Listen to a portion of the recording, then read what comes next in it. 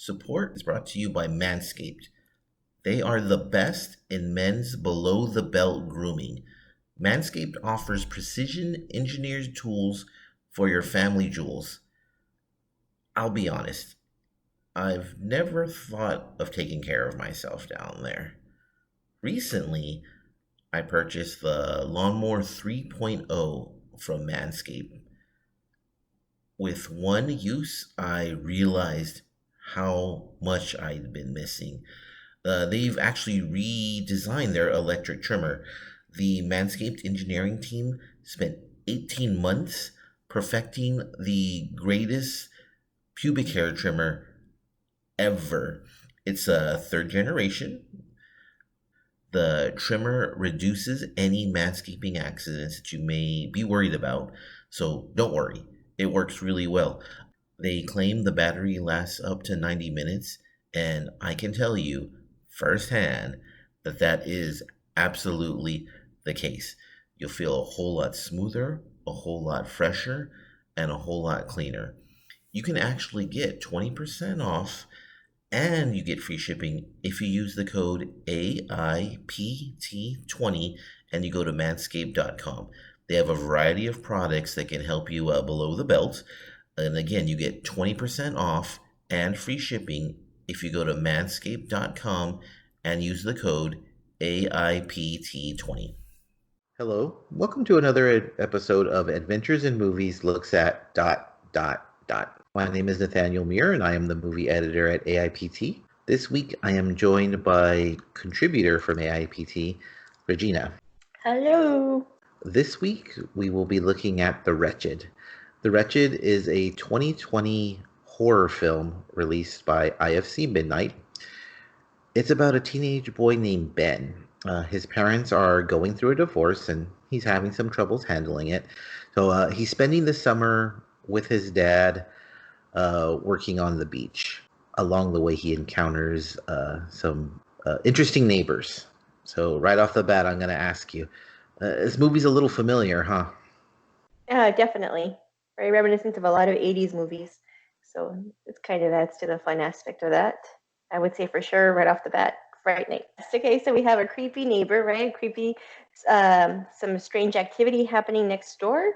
We have our young neighbor, Ben, who is very intent on keeping an eye on things. We see him spying from his window.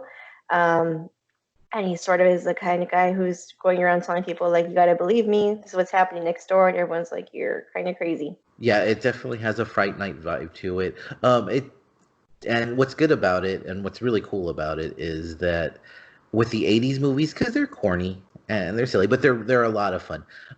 Fright Night is a great example of what this movie is alluding to.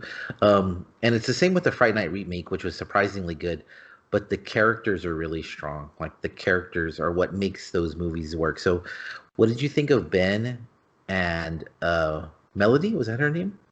Mallory, right? Okay, I liked Ben, for the most part. I think he was a little bit angsty, and this is my main complaint with the movie. There's a lot of things that go unsaid, which in a way is kind of good, because if we have too much going on with Ben, I think he'd be completely unbearable.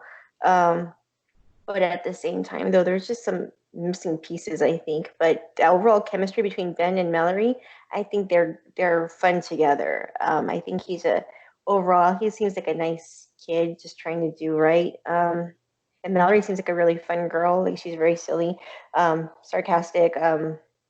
She just seems like very lighthearted and kind of fun. So in a way, it kind of works with his character, who is borderline. Like I said, he could be angsty, but he doesn't really come off that way. He's overall a likable person, I think. I think it's a very thin line between being overbearing and unlikable. I didn't dislike the character, but didn't really care for him either. Now, that's a common thing with 80s movies, like especially the person who no one believes about, the vampire, or in this case it's a witch or the ghost or whatever the case may be. There's a lot of things about them that you're kind of like, why would you do that? Why would you say that? Why would you act like that? But they always have an underlying charm. to them. Hmm. They always do. Nancy from Nightmare on Elm Street, for all her concerns about being very popular, she's actually a very innocent person. She's a really cool person. I think he lacks in that. Now Mallory's really cool. Yeah, Mallory's cool. Yeah, Ben is no Charlie Brewster, and of course he has no Evil Ed to offset him to make him seem even cooler. Right. Yeah, but we have to say you're so cool, Brewster. But yeah, Ben does not have that same charm. Charlie's a likable guy. Like you root for him. You root for him and his girlfriend Marcy Darcy of Married with Children. What's her name? Amanda Bates. You root for those characters. And here you're rooting for Ben too, but I think it's whereas some of these characters are standalone likable, Ben kind of needs the assist from Mallory's character to help him Yeah, to push him be over more the top. likable. Yeah, Mm-hmm. yeah, absolutely. I'd agree with you with that. Now, we see this a lot nowadays with Stranger Things is a good example, especially season two. It, and again, especially in the second part, and we see these in the horror remakes. They rely a lot on nostalgia, like to a fault. They rely on nostalgia.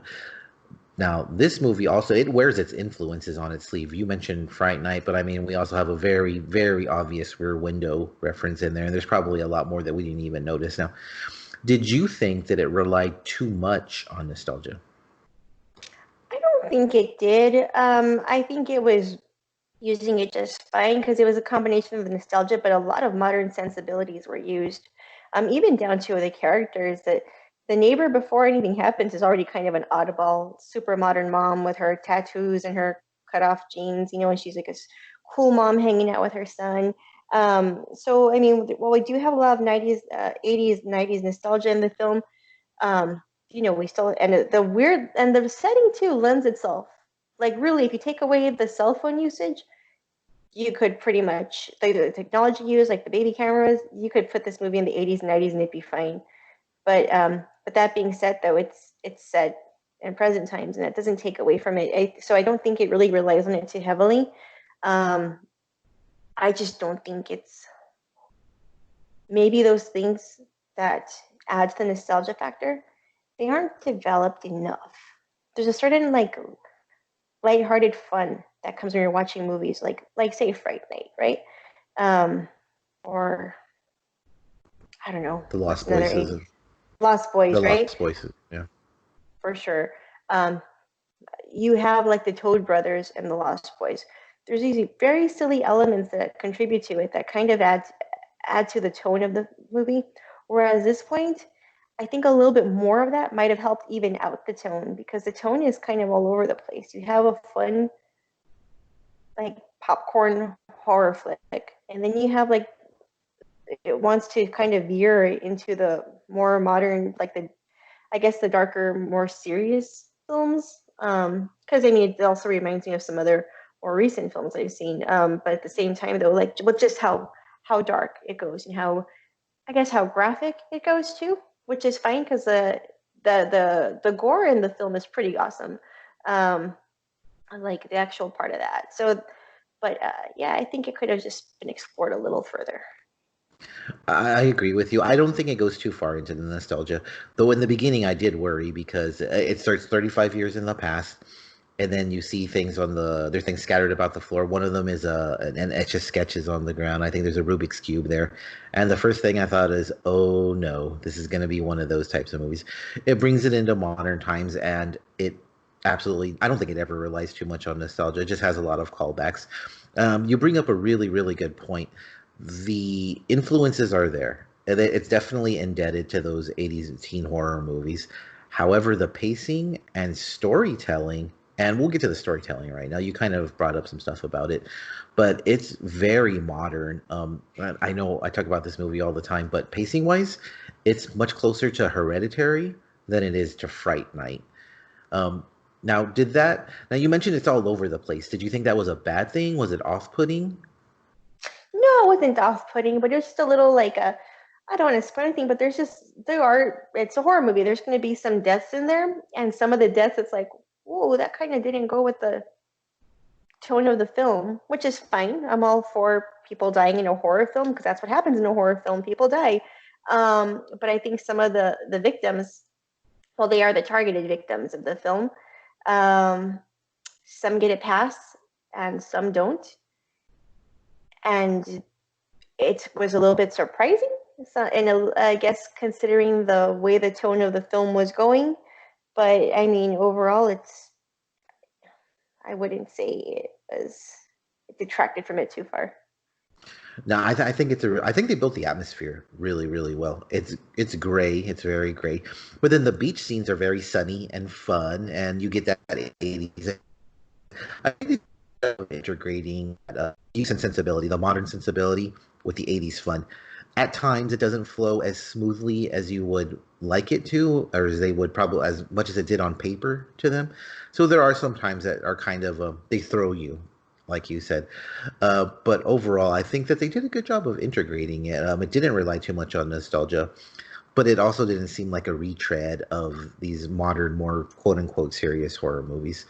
So, you mentioned the storytelling, and you mentioned that there's some maybe there's some flaws there. Uh, what did you think overall about the actual story of the Wretched? I thought it was a really neat story. I like when stories kind of like try and come up like they come from a certain like lore of some kind. So it was kind of neat. I also kind of like that there's really no explanation given to us except that we just know this sort of evil thing exists. But really, it's just a thing that's there.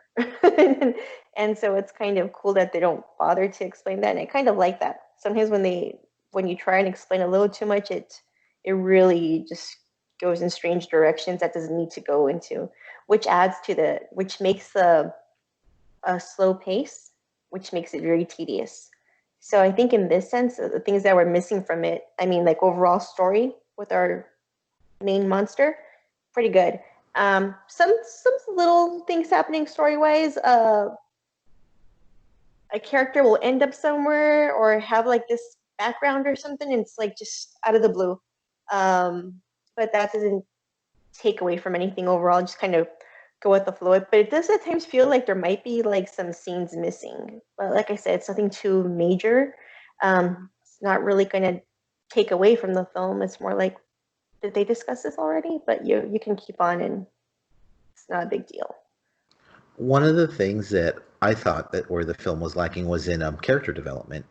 Like Ben, it's pretty cut and dry. He's like you said, the angsty teen, the rebellious teenager. You know, the parents are getting divorced. He's not taking it well, so he's lashing out and violent. He's saying very, very mean things. Um, as is the case with these types of movies, Fish Out of Water meets a girl who's very sarcastic, like you said, and who's his equal, even above him and putting him down and stuff like that. Now, Mallory is the most well-written character. I thought she gave the best performance. I think the first witch, gave the best performance, but I think her performance is awesome. But the other characters, there's kind of not. There's a pretty major twist towards the end of the movie, and it happens, and it's just like, oh, that was cool, but there's really no depth. Like it doesn't have the emotional impact that I think that it would have had. Some of the deaths that you mentioned could have been a lot stronger if you had more of a connection to these characters. Overall, it's nothing horrible. There's nothing to where you're just like, oh my god, gosh, I can't believe this is happening. It's still enjoyable, but it would have been nice if as much attention was paid to, like you said, the lore of what was going on as to Mallory, and that's very surface level what they gave her. It was very surface level, but it was enough for this type of story. So we've mentioned a few times here that the main villain it's a witch, and it goes back. Well, we don't know how far it goes back. At least 35 years. We know that. What did you? You don't now aside from the witch from a few years ago. You don't see too many witch movies. It's monsters or Satanists or even just general paranoia. What did you think about this modern day fairy tale? What did you? How did you like the idea of it? I'm all for a Wicked Witch story. I think that's why the first minutes of The Witch are so exciting because it's like, oh man, it's a witch, like the kind you hear about growing up, the scary one in the woods with the broomstick and all that stuff, right? The kind that lures Hansel and Gretel into her cottage. So that's pretty cool. It's fun. And I say this knowing that there are that there's modern day witches and there's Wiccans, and they don't subscribe to that kind of behavior and they look down on it. But it's not to disparage any kind of religion. But it's fun to have a good old fashioned witch movie. It's fun to have the Halloween witch that we've all known and feared growing up. And this movie was really cool in that aspect. And the you mentioned the yeah, I agree with you about the second witch. We don't really know her like at all. But that first witch, what we get of her, she's amazing. She is scary and she is just she's so great at what she's doing. She's such a creeper. And I think it helps that she was kind of a weirdo before she got witchy. Right. But she was sort of an oddball character. So much so that her husband doesn't really bat an eye when she does something really strange. She's like, oh, okay, I guess you're doing that today. But she's acting like such a strange human, and it's just okay for the most part. Right, right. And it's kind of interesting and it's funny. And once she starts to like really like just kind of be like, I'm a witch and just balls to the wall witchiness, she is really awesome. I really enjoyed that character, and I think it really adds a lot to the fun and to like the whole evil mystique that we love about witches and witch lore. They're magical and they're creepy and tricky and charming and all that stuff that goes to a traditional, the Halloween witch that we all know. That's what I was going to describe her. She's the Halloween witch. She has the long black hair. She's sultry. Her movements, everything about her. She's a witch. And then throughout the movie, they have symbols where I was asking, like, is that a Wiccan symbol? Is that really? They have stuff going on throughout the movie. I thought it was great. You don't see the traditional, like you said, broomstick witch very often, and it was even funny that someone in the movie makes a callback, like, or they make a reference, like, hey, did you drop your house on them? Like, it's really funny that they did that. And what are your final thoughts on The Wretched, and would you recommend it? I would definitely recommend it. It's a super fun movie. Okay. If you want gore and you want something creepy and something light at the same time, definitely watch The Wretched. If you're looking for the deeper A24 Midsummer Witch Fright Fest, it might not be what you're looking for, even though there's some definite influences there, but it's a fun movie. I did recommend it. It's also nice and gross. I don't know if I mentioned that, but there's nice gore in there too, and that's always fun and enjoyable. You're right. We didn't even get into that. It has some body horror elements to it. Not quite Cronenberg, but not far off from it either. And as for what you said, I totally agree with you. Like, if you're into the '80s fun, silly horror movies that still provide scares, then yes, this will definitely be in your wheelhouse. If you prefer the slower paced ones that have the storytelling aspect to it, the really strong storytelling, it might not be as strong as some recent fare. However, it is patient. It takes its time. It's not willy nilly in what it does at all. It does develop a story, despite some flaws in it. Adventures in Movies definitely recommends it. You can check us out every week here on YouTube, or you can go to Adventures in Movies on Spotify, Apple Podcasts. Go to the website, check us out. Hey, we're also on YouTube here with Adventures in Movies looks at ... Thank you very much. We will talk to you next week. Later, Gators.